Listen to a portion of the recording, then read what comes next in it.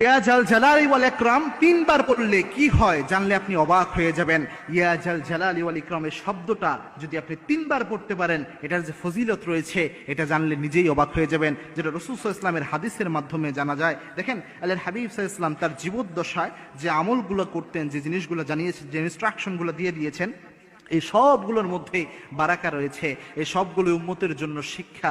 রাসূল সাল্লাল্লাহু আলাইহি ওয়াসাল্লাম একদা বসা ছিলেন মসজিদে নববীতে, আল্লাহর হাবিব সাল্লাল্লাহু আলাইহি ওয়াসাল্লাম বসে রয়েছেন। এক লোক এসে বিশ্বনবীর পাশে দোয়া করছিলেন, হে আল্লাহ আমাকে এটা দেন, আমাকে এই নিয়ামত দান করেন, এই নিয়ামত আমাকে দিয়ে দেন, এই রিজিক আমার বৃদ্ধি করে দেন, এইভাবে দোয়া করছিলেন। আল্লাহর হাবিব সাল্লাল্লাহু আলাইহি ওয়াসাল্লামের এই হাদিসটি ইবনে আব্বাস রাদিয়াল্লাহু তাআলা আনহু, সম্ভবত আনাস রাদিয়াল্লাহু তাআলা আনহু তিনি বর্ণনা করছেন।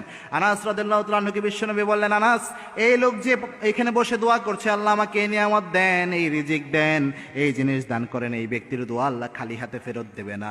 কারণ এই ব্যক্তি যখন দোয়া করেছে, এই ব্যক্তি ইসমে আজম দিয়ে দোয়া করেছে, তিনটি শব্দ এই ব্যক্তি পড়েছে। এক নাম্বার পড়েছেন ইয়া হাইয়ুন ইয়া কাইয়ুম, এর পরে পড়েছেন ইয়া জাল জালালি ওয়াল ইকরাম।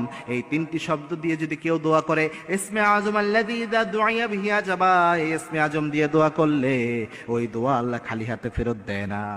এই লোক যেহেতু এই জিনিস দিয়ে দোয়া করেছে, সুতরাং এর দোয়া কবুল হবে। এখানে যে ইয়া জাল জালালি ওয়াল ইকরাম এই জিনিসটা পেলেন, এই ইয়া জাল জালালি ওয়াল ইকরাম এটাকে ইসমে আজম বলা হয়।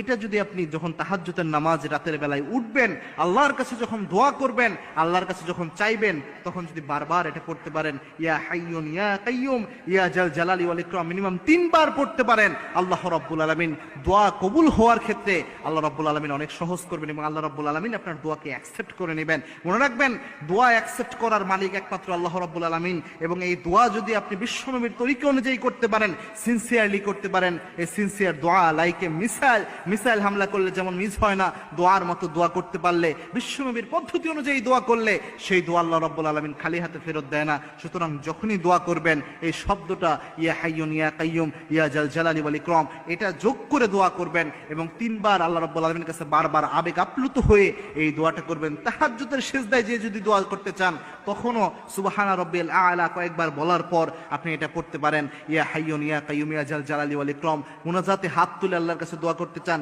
তখনও আপনি এটা আমল করতে পারেন, ইয়া হাইয়ুন ইয়া কাইয়ুম ইয়া জাল জালালি ওয়াল ইকরাম।